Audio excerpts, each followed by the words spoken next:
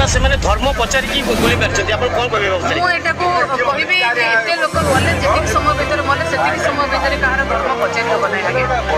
Speculation ପାଇଁ କ'ଣ କହୁଥାଇପାରନ୍ତି, କିନ୍ତୁ ମୁଁ ଏବେ ମଧ୍ୟ କହିବି, ପୁଣି ଥର କହିବି ଯେ କୌଣସି ବି ଆତଙ୍କବାଦୀ କେବେ ଧର୍ମ ଜାତି ସାଙ୍ଗରେ ବନ୍ଧା ନାହିଁ। ମୁଁ ଭାବୁଛି ଏ ଯେଉଁ ଓଡ଼ିଶାର ଯେଉଁ ପାକିସ୍ତାନ ମାନେ ଅଛନ୍ତି ନାଗରିକ ମାନେ ଅଛନ୍ତି ତା ମଧ୍ୟରୁ ବୋଧେ ଏଇ ଯେଉଁ ସୁଲତା ଦେଉ ମଧ୍ୟ ଗୋଟେ ମାନେ ଆଗ ଏକୁ ଜେରା କରନ୍ତୁ ପୁରା ଯେଉଁମାନେ ମଲେ ଏତେ ସମୟ ଭିତରେ ତାଙ୍କୁ ଧର୍ମ ପଚାରି ହେବନି। ନିଜେ ପର୍ଯ୍ୟଟନ ମାରିଲା ଆମେ ହିନ୍ଦୁ ନାହୁଁ ବୋଲି ଆମକୁ ସେ ମାରିଲେ, ନିଜେ ସେ କହିଛି। ଏବେ ସେ କହୁଛି ନା ଏତେ ସମୟ ଭିତରେ ଆତଙ୍କବାଦୀମାନେ ତାଙ୍କୁ ପଚାରିବା ଧର୍ମ ପଚାରିବା ସମ୍ଭବ ହେବନି। ଆଉ ଗୋଟେ କଥା କହିଛି ନା ଆତଙ୍କବାଦୀମାନଙ୍କ ଧର୍ମ ଜାତି କିଛି ନାହିଁ। ତାହେଲେ କ'ଣ? ଆରେ ଧର୍ମ ଜାତି ନାହିଁ, ଧର୍ମ ଜାତି ନାହିଁ ବୋଲି ତୁମେ କହୁଛ? ସିଏ ବା ନିଜେ କହିଲେ ନା ତୁମର ରିଲିଜିଅନ୍ କ'ଣ? ତାହେଲେ ଏଇଠୁ ବାରି ହେଉଛି ଯେ ସୁଲତା ଦେବକୁ ମୁଁ କେଉଁ ଭାଷାରେ ମୁଁ କହିବି, ମାନେ ମୋ ପାଠର ଭାଷା ବାହାରୁନି। ମାନେ ସୁଲତା ଦେବ ଗୋଟେ ଦେଶ ବିରୋଧୀ କହିଲେ ମାନେ ହେବନି। ସୁଲତା ଦେବ ତୁରନ୍ତ ତା ସଭ୍ୟପଦ ରଦ୍ଦ କରାଯାଉ। ମାନେ ସୁଲତା ଦେବ ଗୋଟେ ଦେଶ ବର୍ତ୍ତମାନ ଘଡ଼ିଛନ୍ତି ମୁହୂର୍ତ୍ତରେ ଯେ ଦେଶ ପରେ ସମସ୍ତ ମାନେ ଦେଶବାସୀ ଏକ ହେଇଥିବା ବେଳେ ବର୍ତ୍ତମାନ ସେ ଗୋଟେ ବିଭ୍ରାନ୍ତକର ମନ୍ତବ୍ୟ ରହୁଛି।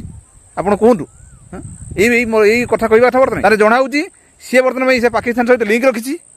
ଆଉ ସିଏ ହେଉଛି ସିଏ ତାଙ୍କର ସମ୍ପର୍କୀୟ ବା ସିଏ ହେଉଛି ତାର ସେ ପାକିସ୍ତାନ ସହିତ ଲିଙ୍କ ରଖିଥାଉ କିମ୍ବା ସେ ନିଜେ ହେଉଛି ମୁସଲିମ ସହିତ ସମ୍ପର୍କ ରଖିଥାଉ।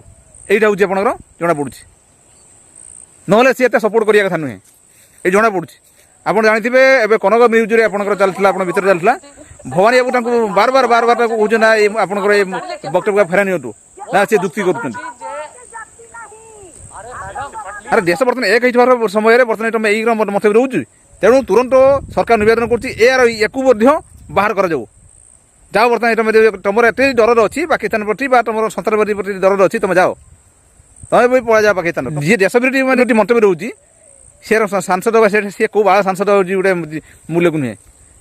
ସୋସିଆଲ ମିଡ଼ିଆ ଆସିକି ଗପୁଛି ମୁଣ୍ଡ ମାନେ ମାନେ ଗୋଟେ ସାଂସଦର ପଦର ମର୍ଯ୍ୟାଦା ସେଟା ରଖୁନାହିଁ, ଆସି ଗପୁଛି ମାନେ ବାଇଗଣ ରକମ ଗପୁଛି। ଆପଣ କୁହନ୍ତୁ, ଆପଣ ବି ଏଇ କମେଣ୍ଟସ୍ କୁହନ୍ତୁ, ମୁଁ ଯେଉଁଟା କହୁଛି ଠିକ୍ କହୁଛି ନା ଭୁଲ କହୁଛି। ବର୍ତ୍ତମାନ ଏଇ ସବୁ ଦେଶର ବିରୋଧୀ ଦଳ ଶାସକ ଦଳ ସବୁ ଏକ ହୋଇଥିବା ବେଳେ କିପରି ଆମ ଦେଶରୁ ସେ ଯେତିକି ପାକିସ୍ତାନ ଅଛନ୍ତି ବିଦା କରାଯିବ ଆଉ ଯେଉଁ ସନ୍ତାସବାଦୀ ଲୋପ କରାଯିବ ସମସ୍ତେ ଏକ ହୋଇଛନ୍ତି। କିନ୍ତୁ ଏହି ସମୟ ଭିତରେ ସିଏ ହେଉଛି ଗୋଟେ ବିଭ୍ରାନ୍ତକର ମନ୍ତବ୍ୟ ରହୁଛି, ବିବାଦୀୟ ମନ୍ତବ୍ୟ ରହୁଛି। ଏଇଟା କ'ଣ ଠିକ୍?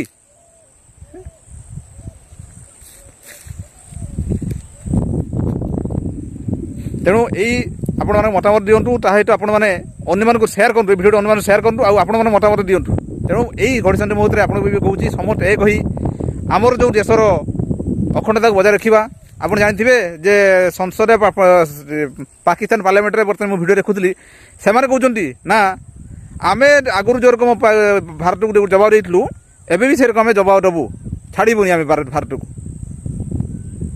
ତାଙ୍କର ଯେଉଁ ପାକିସ୍ତାନର ସରକାର ପାଇଁ ଆପଣଙ୍କର ପ୍ରଧାନମନ୍ତ୍ରୀ ତାର ଦୁମୁହାନୀତି ଆପଣଙ୍କର ପାକିସ୍ତାନ ସରକାର ଆପଣ କହୁଛି ଯେ ଯେଉଁ ଘଟଣା ହେଇଛି ଆପଣ ପହଲଗାମର ଘଟଣା ହେଇଛି ଆମେ ଏଟାକୁ ସହଯୋଗ କରିବୁ। ଯେଉଁ ଘଟଣା ହେଇଛି ତାର ନିରପେକ୍ଷ ତଦନ୍ତ କେମିତି ହେଉ ଏଇଟା ଆମେ ତାକୁ ସହଯୋଗ କରିବୁ, ଦୁମୁହାନୀତି। ତେଣୁ ପାକିସ୍ତାନ ଭରସା କରିବା ଗୋଟିଏ ଆପଣଙ୍କର ପାଣି କରିବାରେ ଡେଇଁ ପଡ଼ିବା ହେଉଛି ସେଇ ସମାନ। ଦର୍ଶକ ବନ୍ଧୁ, ଏ ଭିଡ଼ିଓଟି ଅନ୍ୟମାନଙ୍କୁ ସେୟାର କରନ୍ତୁ, ବାସ୍ ଆପଣଙ୍କର ମତାମତ କମେଣ୍ଟ ଲେଖନ୍ତୁ। ବାସ୍ ରହିଲି, ନମସ୍କାର, ଜୟ ଜଗନ୍ନାଥ।